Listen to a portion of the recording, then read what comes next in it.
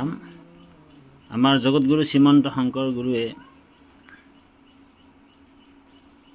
অন্য দেৱ দেৱী পূজা সেৱা নকৰিবলৈ যিটো চাৰিভাগ আমাক জেগাত স্থানত যাবলৈ মানা কৰিছে, এই কথাখিনি অকণমান আলোচনা কৰিবলৈ আজি ভিডিঅ'টো বনোৱা হৈছে। গতিকে আপোনাক একান্তমনে শ্ৰৱণ কৰিব। ভক্তি প্ৰদীপত গুৰুজনাই কৈছে, তোমাতো ভকতি কৰি নেৰৈ কাম ক্ৰোধ, সিজৈ পাপ কৰ্মে কৰে প্ৰাণীক বিৰুদ্ধ, নেৰৈ হিংসা লভে প্ৰাণ পলু পিম্পৰাৰ, আন দেৱ কিবা অপৰাধী ভৈল তাৰ। যে আন দেৱতানো কিয় মানুহে নভজে? অৰ্জুনে প্ৰশ্ন কৰিছে যে আন দেৱতাকনো তোমাৰেই বিভূতি, গতিকে আন দেৱতাকনো কিয় ভক্তি কৰিবলৈ তুমি মানা কৰিছা? ভগৱান কৃষ্ণই উত্তৰ দিছিলে যে বুলন্ত কেশৱে শুনা ইহাৰ উত্তৰ, শৌক নৰ যদ্যপি পৰম দুৰাচাৰ, মোকে মাত্ৰ ভজুকো নুপুজি দেৱ আন, তথাপি পৰম সাধু হেহি মূৰ প্ৰাণ, অনাচাৰ কৰি অপৰাধী মূৰ নাহি, আন দেৱ পূজে যিটো সিহে মূৰ দ্ৰোহী। আমাৰ ভক্তি ব্যভিচাৰ সম্বন্ধে মহাপুৰুষ শ্ৰীমন্ত শংকৰদেৱ গুৰুজনাই ২য় স্কন্ধত ভাগৱতত উপদেশ দিছে। ইয়াকে একশৰণ নাম ধৰ্মৰ মূল নিষেধ। আমাক নিষেধাজ্ঞ বাক্য কৈছে। ভাগৱতৰ ২য় স্কন্ধত আছে, অন্য দেৱী দেৱ নকৰিবা হেৱ, নখাইবা প্ৰসাদ তাৰ, মূৰ্তি কোন চাইবা গৃহু নপখিবা, ভক্তি হইবে ব্যভিচাৰ। অন্য দেৱী দেৱ মানে ভগৱান কৃষ্ণ ভিন্ন আন সমস্ত দেৱ দেৱীবোৰৰ স্বতন্ত্ৰ পূজা সেৱাৰ বাহিৰেও যিবোৰ বৈদিক তান্ত্ৰিক আৰু লৌকিক কৰ্মত অন্য দেৱী দেৱৰ পূজা সেৱাৰ ব্যৱস্থা আছে, যেনে হোম শ্ৰাদ্ধ আদি, সেইবোৰৰ পৰা সেই নিষেধ বাক্যৰ সামৰা হৈছে। সেইবাবে মহাপুৰুষ ভক্তি প্ৰদীপ গ্ৰন্থত লিখিছে, বেদৰ বিহিত কৰ্ম কৰিবাক ভকতৰ যোগ্য নুই, যদি মোহ হুয়া কৰে কৰ্ম ধৰ্ম, ভকতিত ভ্ৰষ্ট হুই। ভক্তি প্ৰদীপ আমাক কাক ভজিবলৈ কৈছে গুৰুজনাই? যে একে কৃষ্ণ দেৱ কৰিও কহেও, ধৰিও তাহান নাম, কৃষ্ণ দাস হৈয়া প্ৰসাদ ভুঞ্জিও, হস্তে কৰা তান কাম। ২য় স্কন্ধ ভাগৱত। গতিকে এই শ্লোকটো পদ্মপুৰাণৰ উত্তৰ খণ্ডত আছে আৰু শাৰীত স্মৃত। কি কৈছে শ্লোকটো চাব আপোনাক, যে অন্যত্ৰা ব্ৰহ্ম ৰুদ্ৰাদ্য ৰজস্ত মুবি মিশ্ৰিতা, তম শুদ্ধ শত গুণাবান পূজনী যোগ জন্ম নাম, নৈনম দেৱ তু বিখ্যাত ব্ৰাহ্মণ, ন চ পূজয়তে, নৈনম প্ৰসাদম ভুজিন্ত, নৈনম সাহিত্য য়নম বিশেত্য। এইটো আপোনাৰ পদ্মপুৰাণৰ উত্তৰ খণ্ডৰ ২৮২ নম্বৰ শ্লোক। আৰু এই শাৰীত মানে স্মৃতিত আছে যে, অৰ্থাৎ ইয়াৰ ভাঙনি কৰি দিয়া হৈছে, ৰজতম গুণবিশিষ্ট ব্ৰহ্মা ৰুদ্ৰ আদি দেৱতাসকল আৰাধনীয় নহয়, শুদ্ধ সতগুণী তুমিহে ভগৱান কৃষ্ণই ব্ৰাহ্মণসকলৰ পূজনীয়। ব্ৰাহ্মণে বিষ্ণু ভিন্ন অন্য দেৱতাৰ দৰ্শন নকৰিব, পূজা নকৰিব, প্ৰসাদ নেখাব আৰু গৃহত প্ৰৱেশ নকৰিবলৈ কৈছে। নৈনম চ পূজেয়ত দৈৱম, ন নমন্ত্য স্মৰণে চ, ন চ প্ৰসন্ন গায়চ্য, ন চ নিৰ্দয়ত কদাচন। বিষ্ণু ভিন্ন আন দেৱতাৰ পূজা নকৰিব, নমস্কাৰ বা স্মৰণ নকৰিব, মূৰ্তিও নাচাব, কীৰ্তন নকৰিব, আন পক্ষে নিন্দাও নকৰিব। নিন্দা কৰাটো অপৰাধ বুলি কৈছে। তাৰপিছত কৈছে, বৈষ্ণৱ পুৰুষ য়ত্তম শিৱ ব্ৰহ্মাদি দৈৱতানো, প্ৰণমেতা চ দেয়তে, বাপি বিষ্টায়ম জায়তে কৃমি। যদি বৈষ্ণৱে অৰ্থাৎ যি বৈষ্ণৱে শিৱ ব্ৰহ্মাদি দেৱতাক প্ৰণাম বা অৰ্চন কৰে, সি বিস্তাৰ কৃমি হৈ জন্ম হয়। হাৰিত স্মৃতি 8 নম্বৰ শ্লোক 260। ৰজস্তম অভিভূতানাম দেৱতানাম নিৰীক্ষণ্য পূজানাদো বন্দনাদো বাপি বৈষ্ণৱ জৈতো অধোগতিম। হৰিত স্মৃতি 8:61-62। ব্ৰহ্মা শিৱ দুৰ্গা কালী গণেশ আদি ৰজগুণ তমগুণক দেৱতাবোৰক পূজা বা নমস্কাৰ কৰিলে বৈষ্ণৱৰ অধোগতি হয়। কৰ্মণা মনস্সা বাচো নো প্ৰমোদয় জনাৰ্দন জনাৰ্দনম ভক্তি সা সাত্বিকো জ্ঞেয় ভবদ্দেৱ বিবিচাৰণী।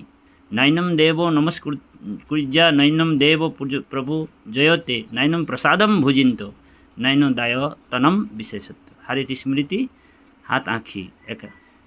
গতিকে কায় বাক্য মানে ভগৱান কৃষ্ণৰ সেৱাত অসাৱধানতা নহ'ব।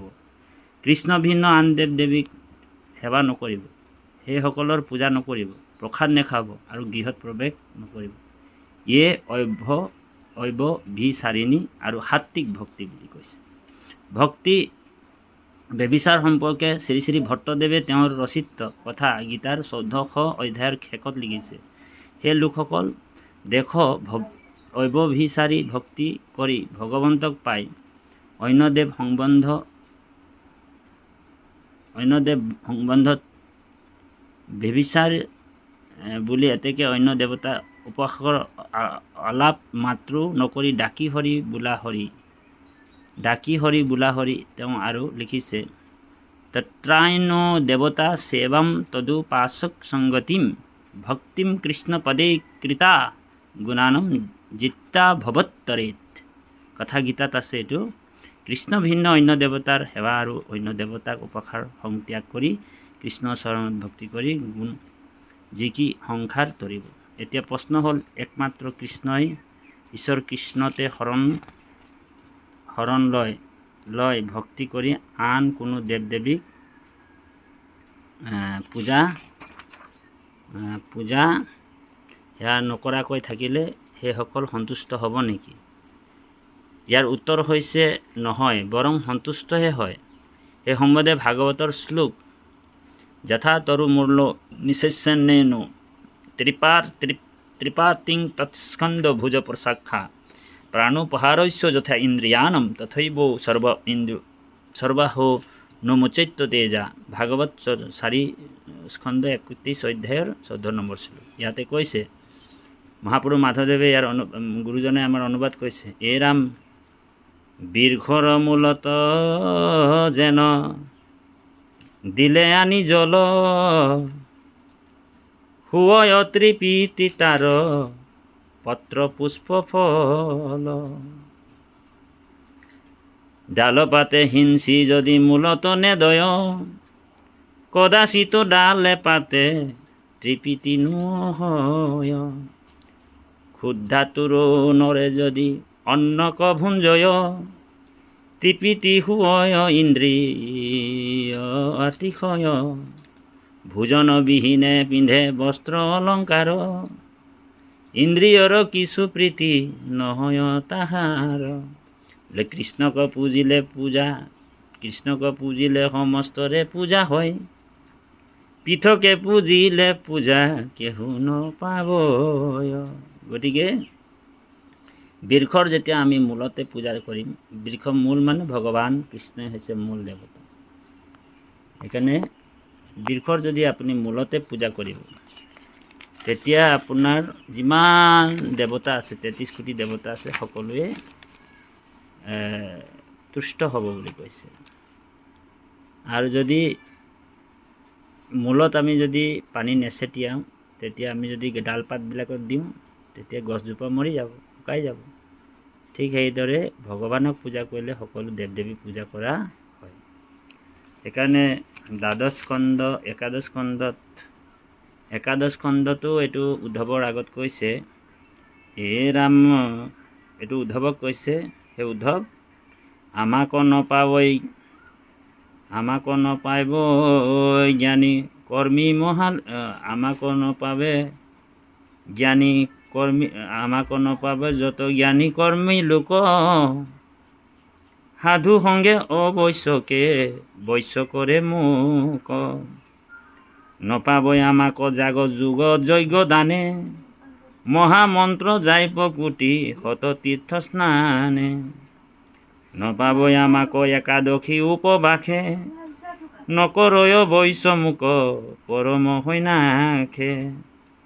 আন কৰ্ম কৰি আমি চাতে মৰৈ লোক, ভকতৰ সংগেহে সমক্ষে জানে মোক। কহিলোহু মহাগুইপ কথা উদ্ধৱ, যিহেতু ভকত তুমি পৰম বান্ধৱ। গতিকে আমি কি কৰিব লাগিব, যে কেৱল মাত্ৰ ভক্তি আমি ভগৱানকে কৰিব লাগিব। সেইকাৰণে ওপৰত কৃষ্ণক পুজিলে সমস্তৰে পূজা হয়, তত্ত্বটোৰ বিভিন্ন শাস্ত্ৰত পৰা উদ্ধৃত দেখুওৱা হ'ল। এই পৃথকে পুজিলে পূজা কিয় নাপায়। স্কন্দ পুৰাণত শিৱৰ বাক্য, দৃষ্টা মাম দ্বাৰকাম গত্তা কৃষ্ণ পশ্যতি যো ন হি তেনো মে ন কৃতা প্ৰীতি ধ্ৰুৱমেৱ ষড়ানন।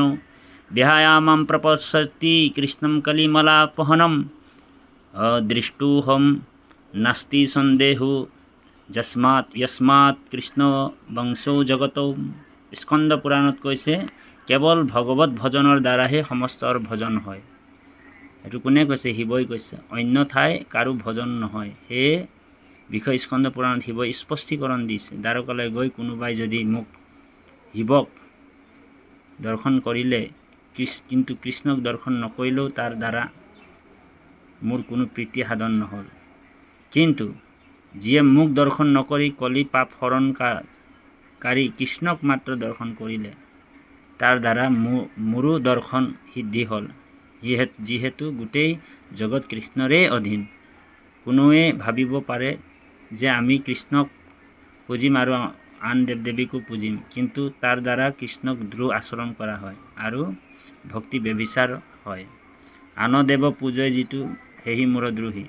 নাম নুশুনিবে তুমি আন দেৱতাৰ, যেনমতে নুহিকে ভকতি ব্যভিচাৰ। কোনোৱে প্ৰশ্ন তোলে যে সৰ্বাত্ম হিচাপে যদি ভগৱান একতত্ব সূচায়, অৰ্থাৎ সকলোতে এক ভগৱানে আছে বুলি কোৱা হয়, তেন্তে মুঠ শৰণ লোৱা বুলি এজনক অৰ্থাৎ কৃষ্ণ নিৰ্দেশ কৰি দিয়া কিয় কোৱা হৈছে? সকলোতে শৰণ ল'লেওতো ভগৱানে শৰণ লোৱা হয়। ইয়াৰ উত্তৰ ভাগৱতে সুতে কৈছে যে হে ভগৱানে ব্ৰহ্মা ৰুদ্ৰ আদি ৰূপতে থাকিলেও বিশেষভাৱে ভজনীয় এজনেহে, অৰ্থাৎ কৃষ্ণহে আন নহয়। হত ৰজস্তম ইতি প্ৰকৃতি গুণাৰ্থে, যুক্তম পৰম পুৰুষ एको ঈশাস্যে ধতে। স্থিতাদয়ো হৰি বিৰিঞ্চি হৰেতি সংঘা, শ্ৰেয়া সিং তত্ৰ খলু সত্ৰতো নুনিয় না সুঞ্জতে। ভাগৱত ১১ স্কন্ধ। গতিকে একে বাসুদেৱ দেৱতেহে কৰিব ভকতি, নকৰিবা আন একো দেৱতা তৰতি। ভকতি পন্থত এক দেৱ নাৰায়ণ, শুনা আৰু সেইটো সাৱধান কৰি মন। গতিকে কৃপালু বাপাই সমস্ত ইয়াতে এই কথাটো কৈছে। আৰু কি কৈছে, যে শত ৰজ তম প্ৰকৃতিৰ তিনি গুণে, ধৰা তিনি মূৰ্তি একে পুৰুষ আপোনে। ৰজুগুণে ব্ৰহ্মা হয়া সৰ্জা চৰাচৰ, শতগুণে বিষ্ণুৰূপে পালা নিৰন্তৰ। তমোগুণে ৰুদ্ৰৰূপে সৃষ্টি সংহাৰন্ত, তিনি গুণে তিনি মূৰ্তি একে ভগৱন্ত। যদ্যপি ভজনী সন্ত তিনিও ঈশ্বৰ, তথাপিতো বিষ্ণুতেহে সিদ্ধি মনুষ্যৰ।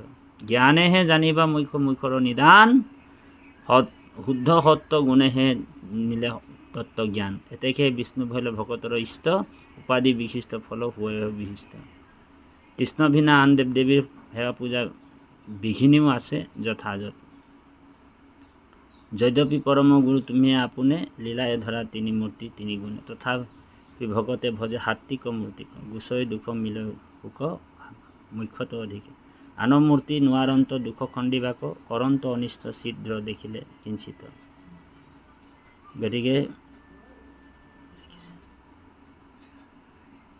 গতিকে এই কথাবিলাকে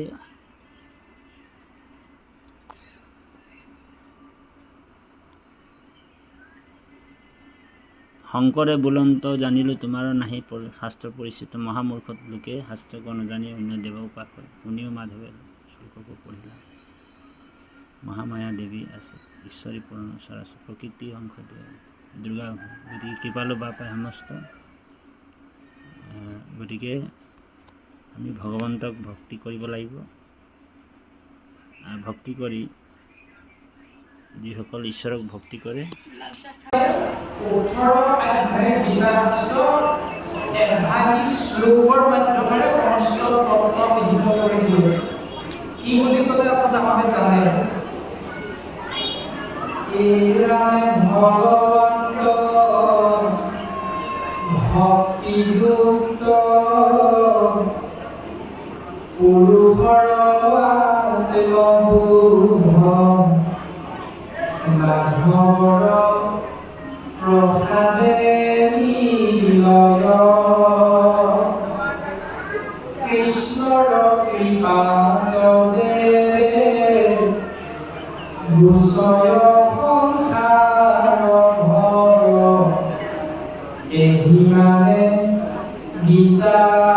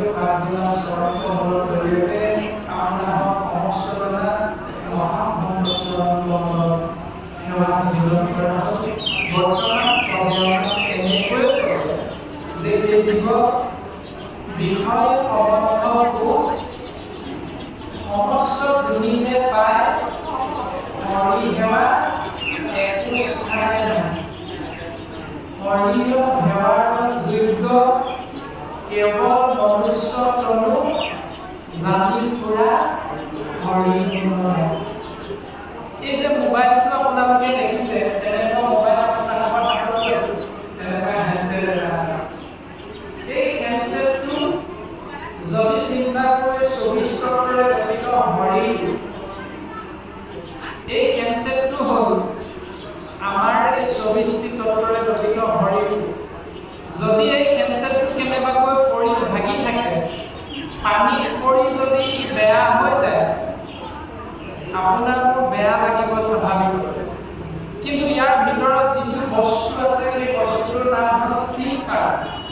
ইয়াৰ ভিতৰত SIM কাৰ্ড এটা সোমাই থাকে।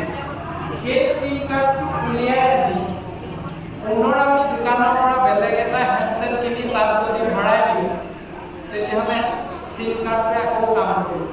তাৰমানে SIM কাৰ্ডটো হ'ল জীৱাত্মা। এই জীৱাত্মাটো এই মোবাইল হেণ্ডছেটটো ভাগি গ'ল যেনেকৈ SIM কাৰ্ডটো উলিয়াই অন্য এটা হেণ্ডছেটত আমি ভৰাই দিওঁ, ঠিক তেনেকৈ এই শৰীৰটো বেয়া লাগি যেতিয়া জীৱাত্মা ওলাই গুচি যায় পৰলোকৰে অন্যতা শৰীৰৰ মোবাইল। কিন্তু SIM কাৰ্ডটো সোমাই ল'লো, মোবাইলটোও পালোঁ, তাত যে পইচা কেইটা সোমাই থকা নাই সেইকাৰণে আমি এজনে অন্যজনৰ লগত এতিয়া কথা পাতিব নোৱাৰোঁ। কথা পাতিবৰ বাবে যিটো ব্যৱস্থাৰে আমি এটা নিৰ্দিষ্ট ম্যাদলৈকে পইচাটো ভৰাই লওঁ, ধৰি লওক আমি 140 টকামান ভৰাই ল'লোঁ, কিমান দিন যাব? 28 দিন যাব। ধৰি লওক 299 টকা ভৰাই ল'লোঁ, কিমান দিন যাব? এমাহ দিনেই যাব। কিন্তু তাত সুবিধাখিনি অলপ বেছিকৈ আছে। কিন্তু 140 টকাটো ভৰাই ল'লে মানে তাত কেৱল কথাহে পাতিব পাৰিব, গান শুনিব নোৱাৰিব, ফেচবুক হোৱাটছআপ চলাব নোৱাৰিব। কিন্তু 299 টকা বা 300 টকা ভৰাই ল'লে তাত ফেচবুক হোৱাটছআপ চলাব পাৰিব। ঠিক তেনেকৈ জীৱাত্মাটো অৰ্থাৎ সেই SIM কাৰ্ডটো মোবাইলটো ভাগি গ'ল বুলি উলিয়াই দিয়াৰ পাছত বেলেগ এটাত ভৰাই লোৱাৰ লগে লগে সেই জীৱাত্মাই তেতিয়াই কাম কৰিব যেতিয়াই আমি দোকানলৈ গৈ নিৰ্দিষ্ট পদ্ধতিৰ জৰিয়তে তাত আমি এটা পইচা ভৰাই লওঁ। সেই পইচাটোৰ ম্যাদটো যিমান দিনলৈকে এই শৰীৰটোত থকা জীৱাত্মা ঈশ্বৰৰ কৃপাত আমালৈ একো ওলাই নাহে। কাৰোবাৰ 5 বছৰত মৃত্যু হৈছে, কাৰোবাৰ 50 বছৰত মৃত্যু হৈছে, কাৰোবাৰ 90 বছৰত মৃত্যু হৈছে, কোনোবাই 100 যিমানে পইচা ভৰাইছে সিমানে ম্যাদটো সেই SIM কাৰ্ডটোৱে লাভ কৰিছে। গতিকে জীৱাত্মা 24টি তলতে গঠিত শৰীৰ আৰু সেই যে পইচাটো সেইটো হ'ল পৰমাত্মা, যিটোৰ সহায় নহ'লে জীৱাত্মাৰো অচল অৱস্থা বুলি কোৱা হয়। গতিকে জীৱ আত্মা পৰমাত্মা দুয়ো ককাই ভাই, ককাৰ বন্দী গলা চিনা জনা। গতিকে হেণ্ডছেটটো ভাগি গ'ল, আপোনালোকে দুয়ো নকৰোঁ নহয়, নকৰে না কিনো। ঠিক তেনেকৈ এই জীৱাত্মা ইয়াৰ পৰা ওলাই গ'লে আপোনালোকে দুয়ো কৰি লাভ নাই, এইটো সংসাৰৰ নিয়ম। আৰু এই পৰম শব্দটোকে বুজাবলৈ যাওঁতে 18 অধ্যায় কিতাপ